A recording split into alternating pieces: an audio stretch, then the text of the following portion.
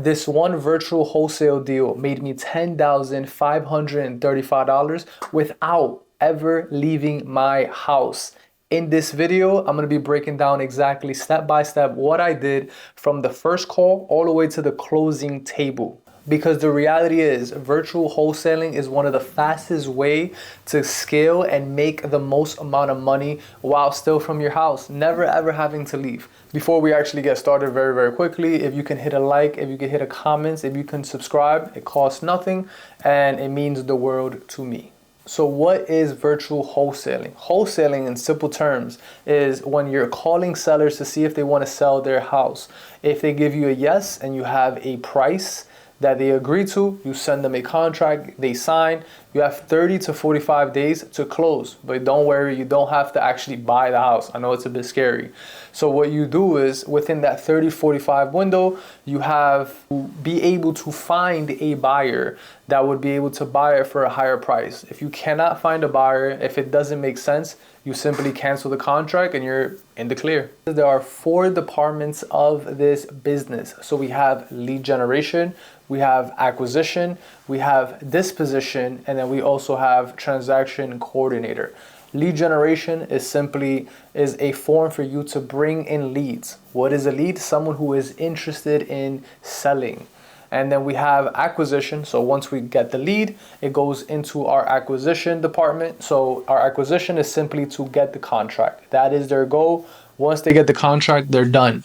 Then the contract moves over to the disposition, which is their job is only to sell the contract. So they have connections with buyers and then they can have that connection. Then we have transaction coordinator. Transaction coordinator in simple terms is someone that makes sure that the deal goes through. So they're kind of going back and forth with the seller, with the buyer, once we have the contract, and of course with the attorneys to make sure that everything is aligned. All right, so like I said, there are 4 departments of this business. So let's get started with the first department of what started this deal. So we do have lead generation. So what is lead generation? Again, lead generation is a way for you to bring in leads, people who are interested in selling. In my case, there are different ways to do lead generation. In my case, I do cold calling. So I do have a virtual assistant in the Philippines that I pay $5 per hour that he is cold calling. He does about five hours per day for about 5 days out of the week. So what do? I give him a list of about 15,000 records of homeowners. He gives them a call, all with a dialer.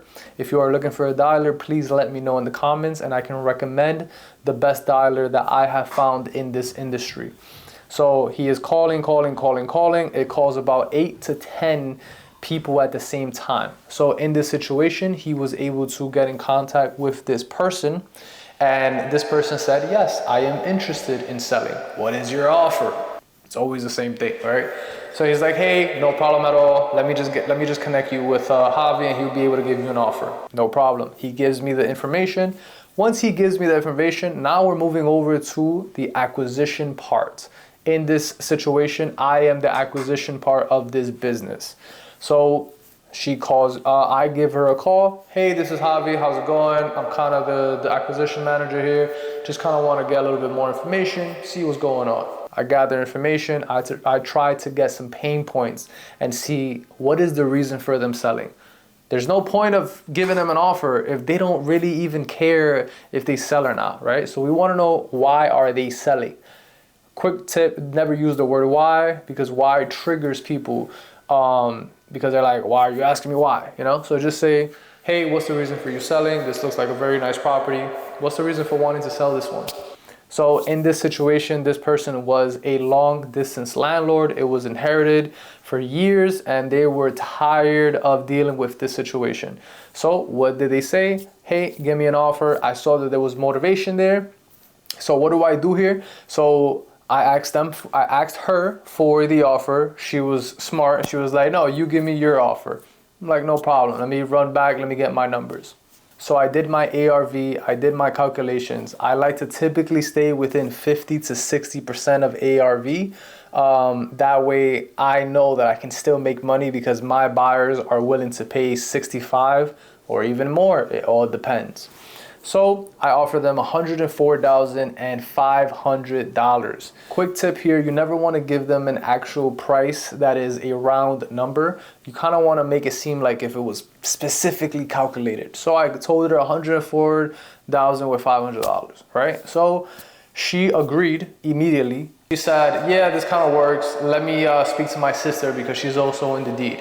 Okay, so now we're moving over to the follow-up part of acquisition, which is the most important part. Sometimes you gotta go crazy as well. So what do? I wait, and I wait, and I wait. Gave her a call, didn't answer. Give her a call, didn't answer. So what did I do? I found out who her sister was. I found out what her number is, because this is all public information here. And what do? I gave her a call, I gave her a text, and she answered. So what I found was that in reality, she was the decision maker here. It wasn't even her sister. She was the decision maker in this situation. So I was able to get in contact with her. We say, hey, we're able to give $104,500. And she said, okay, sent her the contract. She signed, we are in. So now the acquisition part of this business is done. Now we move on to the disposition. So in this situation, I know that I only have one deal under my belt in this situation, and I wanted to move this as quick as possible because I did lock it up a bit high. A little mistake I did here was I started a little higher than I should have, right? So the fact that she took it immediately, it means that she would have taken $100,000, $101,000. That would have been a couple $1,000 extra that we could have gotten, but I didn't do that. No problem. That was a mistake that I did. Just a little quick tip as well. Please make sure to first offer, just make it as low as possible, right? So make it as low as possible to the point you're not offending them, but you're also aiming low to see what they say. So what do? I JV and I partner up with a mentor that I have. She has much more experience than me. This is her market. So I figured, why not? So I gave her a call. Hey, I got this on the contract. Let's make this happen. So she handled the disposition part of this business. So what I did was I did the lead generation and I also did the acquisition. My company did. So what do? Now I'm like, okay, now let me use her for a disposition part of this company. So she was able to find a buyer for $135,000. However, there was a $5,000 fee that she had to pay out because they were the one that found the buyer. That's how this business is. Sometimes you just, everybody gotta get a piece. Like, that's how this works. So what I did was I agreed. I was like, yeah, no problem. So we basically got $130,000. Because it is North Carolina, it is an attorney state. We did have to double close. Luckily, she does the double closing as well. So she charges me a fee of 1.5%. 1.5%. We was able to use her money to basically close the deal. What is double closing? In very simple terms, you have to buy the property at least for a few hours, and then you're able to sell the property. The way that you protect yourself when you're doing this is once you have a contract with a seller, you put an earnest money deposit of $100. Once you have a buyer, they have to put an earnest money deposit for $5,000. So if they end up bailing, you still have $5,000 and you can kind of see if you can find another buyer, right? They have more to lose than you because you just lose $100, right? They'll lose $5,000 if they don't go through with the contract. All right, so we was able to find the buyer for $135,000. We had the seller for $104,500. So after all the fees, basically, we gave away $5,000 fee for the lending me the money for 1.5%. And then now we had about $20,000. We split it in half. And then this is how I was able to get a check of $10,535. This was in a span of about 30 to 45 days that I was able to make money like that.